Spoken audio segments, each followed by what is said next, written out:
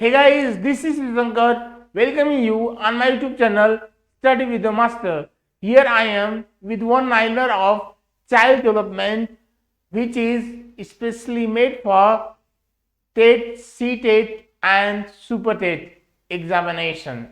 So dear, come with me. I will teach you some almost 50 one-liner and you will be benefited with these all one-liners. So dear, study with me.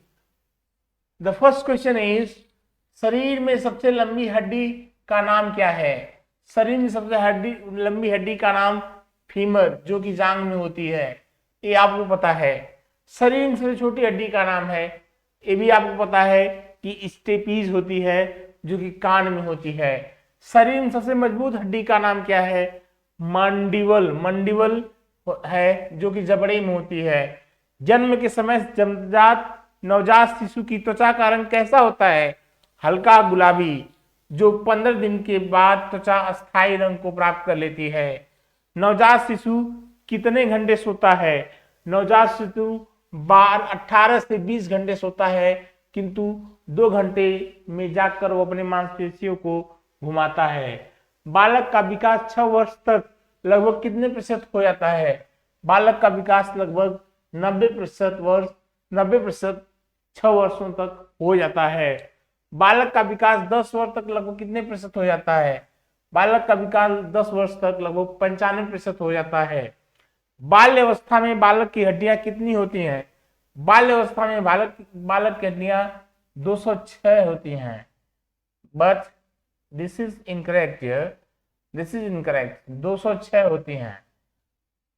निःशुल्क एवं बाल शिक्षा का अधिकार एवं अधिनियम 2009 का विस्तार किस राज्य में नहीं हुआ है? यह जम्मू कश्मीर में लागू नहीं है। अधिनियम 2009 जम्मू कश्मीर में लागू नहीं है। शिक्षा का अधिकार 2009 के तहत निजी विद्यालय को कितने प्रतिशत सीट आरक्षित करना अनिवार्य होगा? वह है 25%, जो कि अभी भी लागू नहीं है। ये सिर्फ सूचनाएं हैं, लेकिन हकीकत से दूर। अब हम देखते हैं 25 से कम बुद्धि वाला बालक क्या कहलाता है? जड़ बुद्धि, जड़ बुद्धि कहलाता है, अर्थात mentally retarded person. So we can say that the next question is, यौन यदि समस्त जीवन का नाम नहीं तो किशोरावस्था का अवश्य ही मूल तत्व है। यह किसने कहा था? यह रॉस ने कहा था, Ross. This is the statement given by Ross. Ross is the psychologist who has given this statement, which is यौन यदि समस्त जीवन का नहीं तो किशोरावस्था का अवश्य ही मूल तत्व है। यह किसने कहा था? रॉस ने। कुशाग्र बुद्धि अथवा प्रतिभावान बालक वह है जो निरंतर किसी भी उचित कार्य क्षेत्र में अपनी अद्भुत कार्य कुशलता अथवा प्रवीणता का परिचय देता है। यह कथन किसका है? हैविंग हर्ट्स का। Having hurts has said this statement. Having hurts has said this statement. Having hurts ने इस कथन को कहा है। नेक्स्ट है, पिछड़ा बालक वह है जो अपने अध्ययन के मध्यकाल में अपनी कक्षा का कार्य, जो उसकी आयु के अनुसार एक कक्षा नीचे का है, करने में असमर्थ रहता है। यह किसने कहा था? सिरिल बर्ट ने। Cyril Burt was saying that the person who is below in his education, he can't solve the question of those classes which is below to him. So dear, that is the statement given by Cyril Burt. Cyril Burt ने इस statement को दिया था। Next है, समस्यात्मक बालक उन बालकों के लिए प्रयोग किया जाता है जिनका व्यवहार अथवा व्यक्तित्व किसी बात में गंभीर रूप से असामान्य होता है। यह कथन किस मनोवैज्ञानिक का है? यह है वैलेंटाइन का। This is the statement of Valentine. Valentine has given this statement. Next is, वह बालक जो समाज द्वारा स्वीकृत आचरण का पालन नहीं करता अपराधी कहलाता है। यह किसने कहा है? हिली ने। हिली has said that child who never accept the society is called criminal. That is given by Haley. This statement is given by Haley. बुद्धि के किस सिद्धांत को बालू का ढेर कहा जाता है? बहुतत्व सिद्धांत को। बहुतत्व सिद्धांत को बालू का ढेर कहा जाता है। Pile of Sands, pile of Sands, this is the principle of pile of Sands, बालू का ढेर, इसको कहते हैं बहुतत्व सिद्धांत को। व्यक्ति के चेहरे को देखकर उसकी बुद्धि का पता लगाया जा सकता है, यह कथन किसका है? लेवेटर का। व्यक्ति के चेहरे को देखकर उसकी बुद्धि का पता लगाया जा सकता है, यह कथन किसका है? लेवेटर का। लेवेटर का। वे शिक्षार्थी जो समृद्ध ज्ञान और शैक्षणिक दक्षता को हार्दिक इच्छा प्रदर्शित करते हैं, उनके पास होता है क्या? निष्पादन उपागम अभिविन्यास। निष्पादन उपागम अभिविन्यास।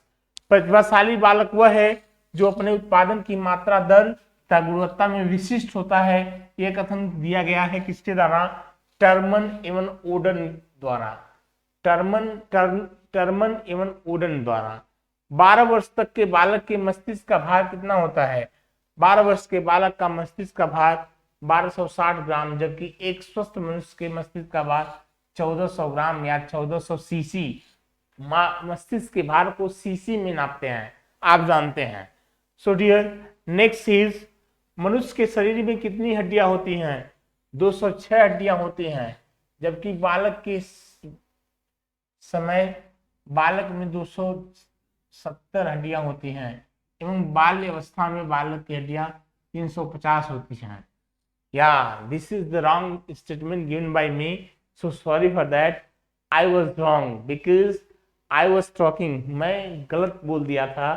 वह स्टेटमेंट सही था जिसमें ये कहा गया था कि बालक की जन्म अवस्था में उसकी हड्डियां होती हैं 270 से 350 तक, जो जुड़ के युवावस्था में 206 रह जाती हैं, जबकि मेरे द्वारा ये उल्टा बोल दिया गया था, उसके लिए सॉरी।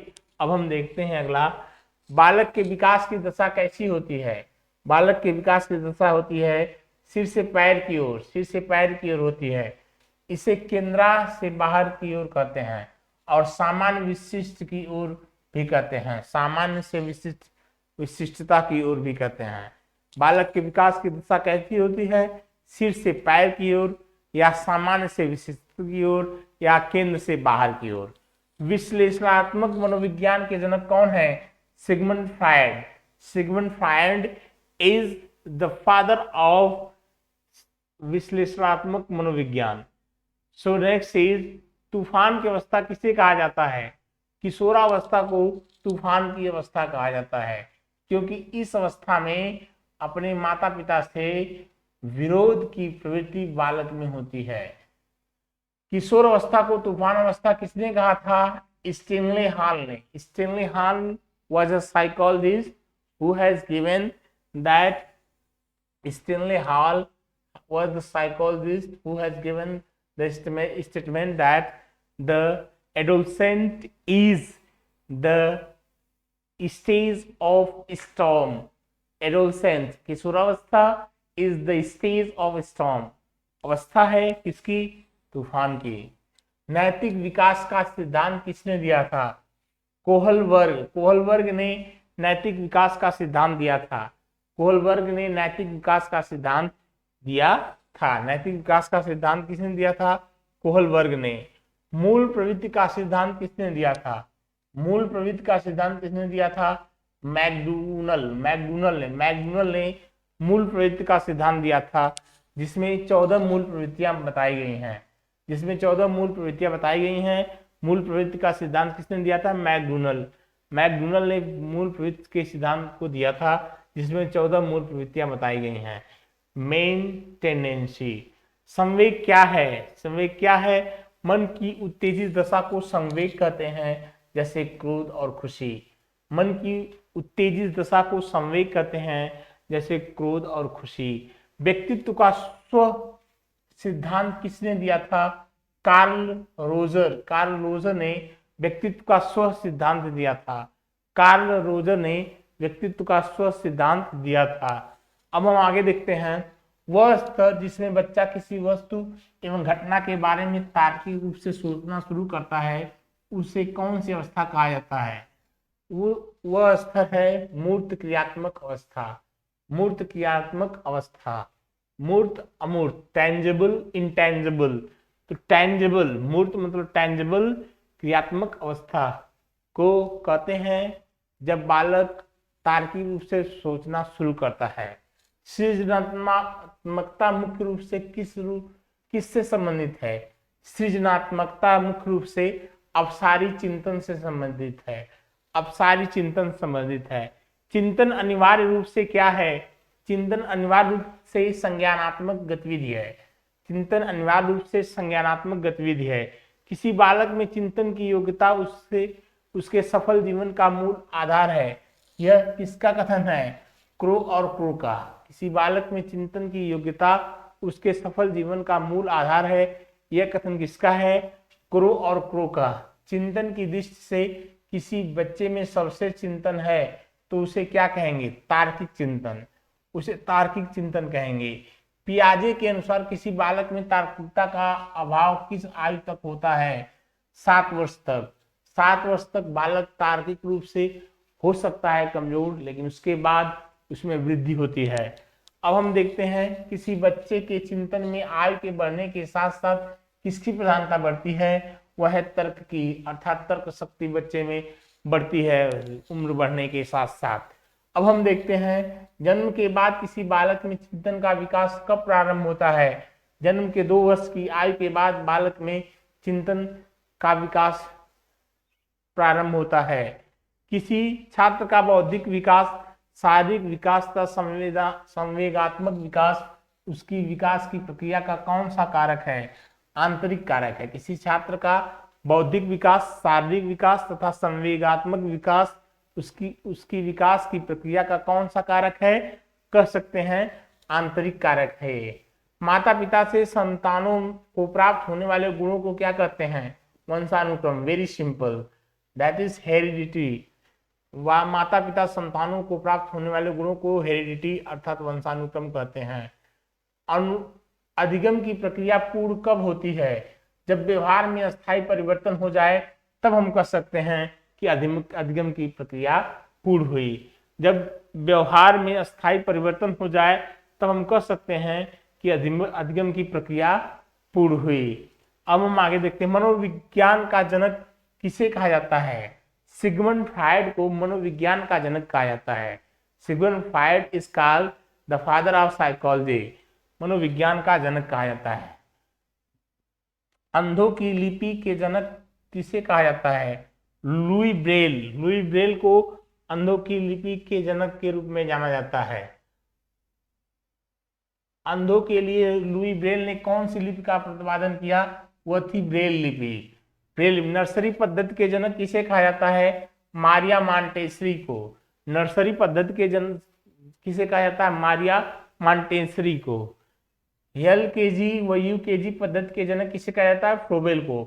LKG और UKG जो कि अब वर्तमान में चल रहा है, इसके जनक फ्रोबेल को कहा जाता है। जीन पियाजे कहाँ के मनोवैज्ञानिक थे? स्विट्जरलैंड के। जीन पियाजे कहाँ के मनोवैज्ञानिक थे? स्विट्जरलैंड के। जीन पियाजे स्विट्जरलैंड के मनोवैज्ञानिक थे। जीन पियाजे किस विचारधारा के समर्थक थे? जीन पियाजे संज्ञानात्मक विचारधारा के समर्थक थे।